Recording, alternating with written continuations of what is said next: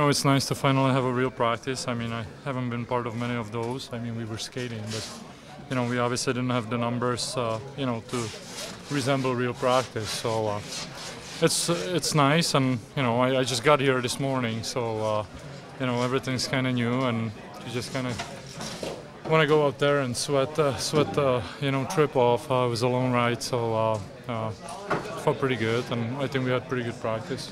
How long for you does it take before you feel like you would be ready to go in a game situation? Is a week long enough to be ready? You know what? You can't predict that. I mean, it varies from year to year. Sometimes you get off to a good start, sometimes you don't. The key, I think, is to do the same things, and what you're used to doing, and what seems to work, and focus on preparing yourself, and sometimes control what you can control, and have fun, and it's I think that's what I take in most from it. I mean, our something we loved was for a while taken away from us, and you couldn't do it. So I think a lot of guys gonna appreciate it a lot more what they have now than I've been through that for a second time, and I know older you get, you understand how fast time goes, and how quickly you could be done playing. So you gotta enjoy every second of it. When you sat down with Ray, came to the agreement on a deal, what did he tell you his goals for you are? Is it to push Marc-Andre? You know what? I mean, his or my goals are the same. I mean, to help this team to win the Stanley Cup, and I don't think whatever that role is, and that's obviously I'm fine with that when I agree to the deal, and like I said, I'm glad to be part of winning team, and good team, and I appreciate that, because it was not always so for me. So like I said, we'll leave, everything's gonna happen the way it's supposed to, and you just work hard and support your teammates, and do the best you can to help the team to obviously win the ultimate prize. So. A lifetime ago, you were just down the road playing in Wheeling, and guys that I know covered you quite a bit. They were real excited when you got called up. What's it like to be back, kind of in the neighborhood? Yeah, I mean, I was driving last night, and and there was a sign, Wheeling to the right. So I kind of vaguely remember that. It's so long ago, and obviously my first year here, I didn't speak any English, so it wasn't the easiest time for me. But it's a process, and you learn through your experiences, and some of them were pleasant, some of them were not so pleasant, but they all at the end shape you to the player you are in person, and so I don't regret any of my stops in my career, and now I'm glad I'm here, and gonna try to enjoy as much as I can. How about this season with the schedules?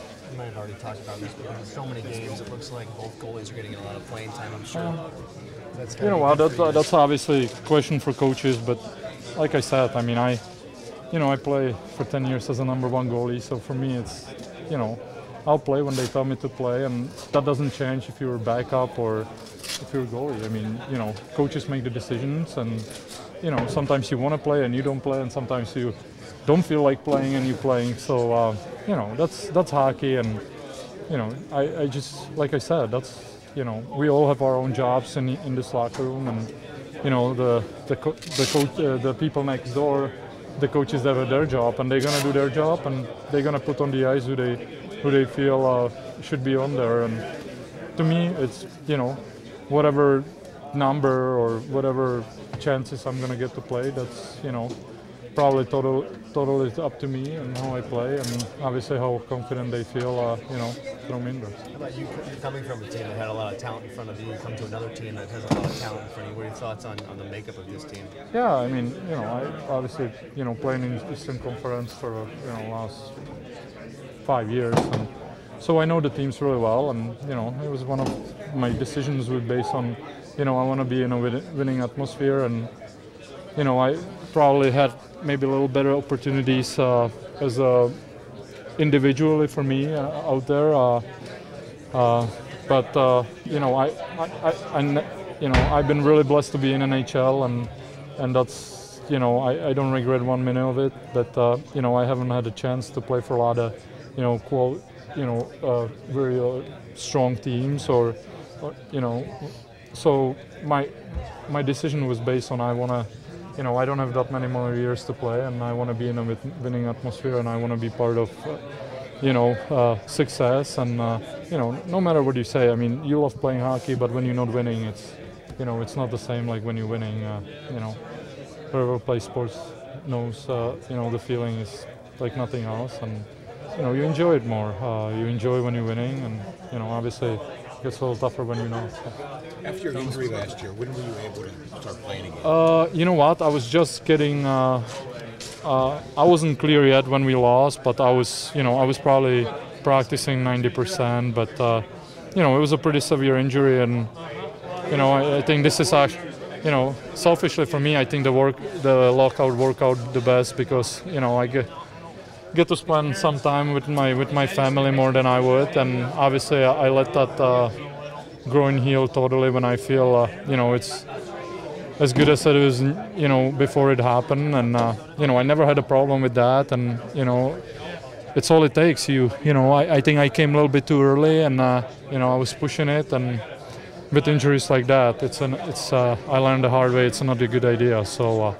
Was there one incident that made it happen initially? No, I re-injured it like 2 times, and then I took a break. I came back, and then I ripped the groin muscle in 2 pieces. So it was pretty bad, and it took good 4 or 5 months just to heal, to feel good, and one thing is skating during the practice and being on the ice and in control situation when and when you're not chasing the puck, and you if they score, they score.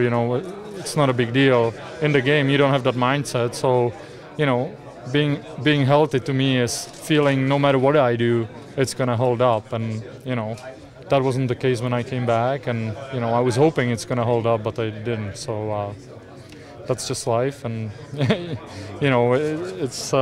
was really disappointing for me, but like I said, you can control those things.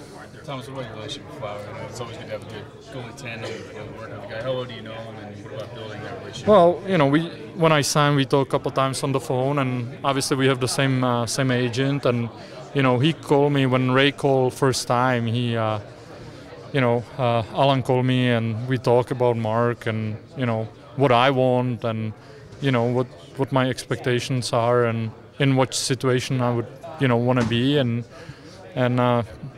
obviously talking to him and talking to Alan and all the guys who play with him. He's a great guy, and I never had a problem with neither of my teammates ever, and so like I said, we're teammates. We're here to help each other, and that's basically the bottom line. I mean, you work hard and play the best you can when you play, but we all have common goal, and that's play winning hockey, and so we're here. I'm here to support him, and I'm sure he's going to support me. Is that kind of the benefit to having that 2 goalie system, where you can help, not 2 goalie system? I mean, to push each other to do better. I mean, there's no bad goalies in NHL, so I don't ever believe, I was always cautious no matter I was starting goalie for a while, and I always watch the other guy, what he does better than me, and trying to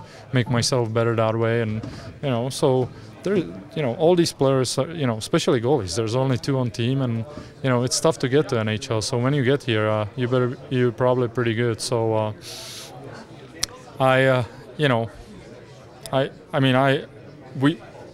gonna try to help him what I think can help him, and I'm gonna be watching him. He's got a lot of attributes I can't have anymore because obviously my age, and I don't think I'm ever gonna be as flexible as he is, and so I gotta play a little bit differently, but that doesn't mean I have a lot of experience, and I can help him probably with that, and just to because no matter who you are, or through hockey season you go through ups and downs, and you not always feel great, and so it helps to have a somebody who knows what you're going through and can help you and understand, because unless you ever stand in the net, you have no idea, and you just can't, you don't know those feelings. So, I think that's what makes us, really close as a goalies, because we know, and I think basically if you're a good person, you know how hard it is and what the other person going through, and he's not making the decisions, you're not making the decisions, so you let the decision make themselves, and you enjoy your company and trying to be better goalie. I mean, I think that's the only way to stay in the league. When you gotta be, you gotta learn, and you gotta tweak your style, and I play 14, 15 years ago. If I was playing like that now, I'd be 5 years out of the league. So that's just the way the business works. I mean, typically when you were with Florida, whenever you play the Penguins, they'd get like 40, 50 shots on you a game. Pretty heavy workload. Is that part of the reason you want to sign with the team, so you didn't have to see 50 shots a game? I think the biggest reasons are obvious. I want to be just like when I went to Washington, and I want to be in a winning atmosphere. I want to be, I want to be leaving the locker room and feeling good and laughing, and not to be walking around and moaning and kicking garbage cans. And I did share of that in my life. So I feel I made a good decision. Obviously, you can never say that, but whatever happens, I mean, I don't regret any of the stuff I did, and maybe a few things, but those are happen, and it's easy to look in the rearview mirror and say I should have done that or that. But like I said, I'm pretty confident with my decision going here. It's gonna be a good one, and I'm glad I'm here, and I'm glad just to be playing hockey. I mean, it was a long time, and you miss it. I mean, I don't care. What people say, but when you do that this long, as I've been doing it, and it's part of you, and when you not do it, you just you miss it. You may not miss it the first month, and you don't miss the training camp, but eventually you start watching how other guys do in Europe, in the leagues and stuff like that. You start paying more and more attention eventually with time, and you miss it. I mean, it's just I love still doing it, and if I didn't, I wouldn't be here. So.